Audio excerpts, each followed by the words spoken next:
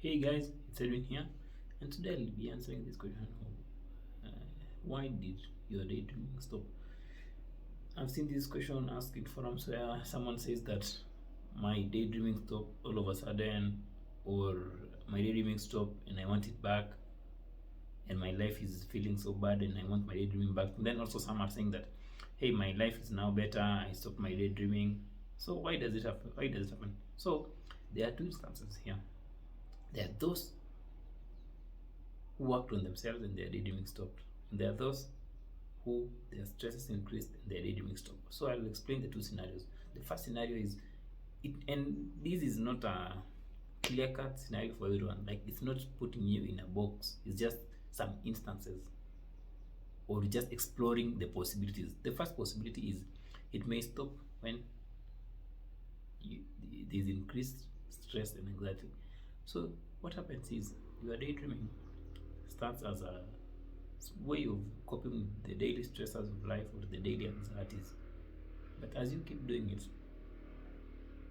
your stresses keep going up because you don't really process those emotions or don't process those negative emotions when they arise.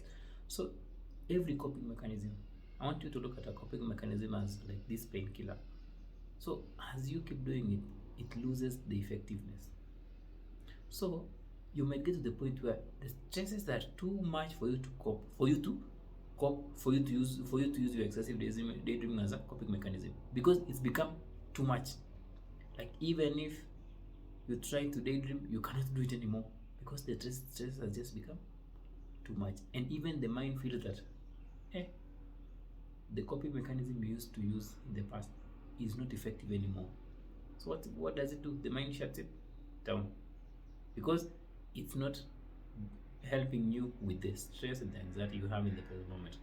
And this is the instance where someone says that I want my daydreaming back, but I can't do it anymore because the mind has got to the point where it's telling you like, hey, it's enough with this coping. The coping mechanism of your choice is not working anymore. Maybe you need to look for something else. Maybe you need to work on this processing these emotions now. So that's the first instance where you want the daydreaming back, but it's not coming back because it's not serving you anymore. The other instance related to this, like increased stress and anxiety, is addiction. This is where like you now have another coping mechanism. You may not even know about it. Maybe you are now overworking. Maybe you are in a toxic relationship, or you're just overthinking. So instead of having that coping mechanism which you used to enjoy now, which was daydreaming, now the mind has seen that you are better off managing your emotions or managing your traumas with another coping mechanism. So you may find yourself having another coping mechanism. It can be substance addiction. This is what we call cross addiction. Like you were addicted to daydreaming before, but now you are jumping to another addiction. It can be gaming, it can be social media. It depends on the person. So when that happens, you will not, the mind will not let you go to that excessive daydreaming. It will draw you to this coping mechanism, which it feels that it's working for you as a coping mechanism. So that's on the negative side, where like you want it back, but you can't have it. Now I'm going to talk about the scenario where like it stopped and you're not doing it anymore. The other scenario is when you have reduced stress and anxiety. So when you started working on the aspects of your real life, you started like working on yourself, working on your issues, let's say seeking therapy, journaling, meditation, or just doing those practices which improve your mental health. When you start doing those things, of course your life will get better. Like your real life will get better and better to the point where there is not much contrast between your daydreams, your imaginary universe, and your real life. You are having good relationships. So the daydreaming, of course, will stop because the mind will feel that this person is in a very, very good place and I don't have to take this person to an imaginary world. They have now less stress and anxiety. They have stress and anxiety which they can cope with, they can just process.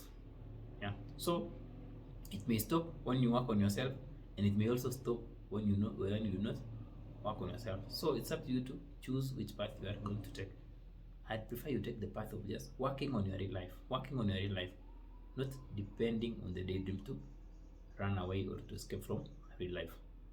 So, as I said, those reasons may not be like the same reasons for everyone, but that's just my small explanation. Hope you found that informative, guys. So, always prioritize working on your real life. Don't wait for that daydream to always help you. No, work on improving the quality of your real life. Until next time, guys, have a nice day.